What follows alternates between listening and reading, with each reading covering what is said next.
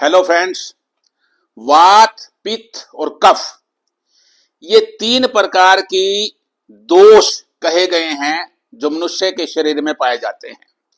जबकि वास्तव में ये अपने आप में दोष नहीं है, लेकिन अगर इनकी शरीर में मात्रा अधिक या कम हो जाए, यानी यूं कहिए कि अगर शरीर में इनका अनुपात बिगड़ जाए, इनका संतुलन बिगड़ जाए, तो हमारे शरीर में दोष उत्पन्न हो जाते हैं, अर्थात हम बीमार हो जाते हैं।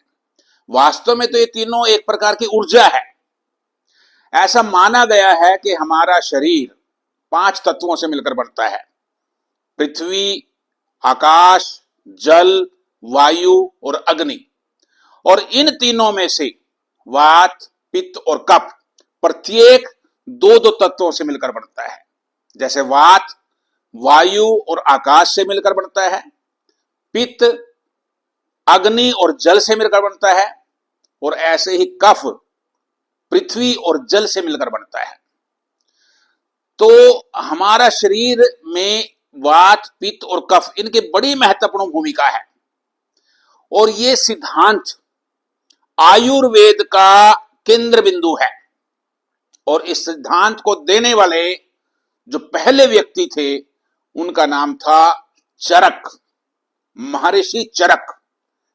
जी हां, भारत में लगभग 300 ईसा पूर्व 300 बीसी में कश्मीर में पैदा होने वाले महर्षि चरक, जिन्होंने एक ग्रंथ लिखा चरक संहिता, जो आयुर्वेद के लिए एक मास्टरपीस है। यानी सारा आयुर्वेद उस पर आधारित है, आयुर्वेद का भंडार है वो जो चरक संहिता है।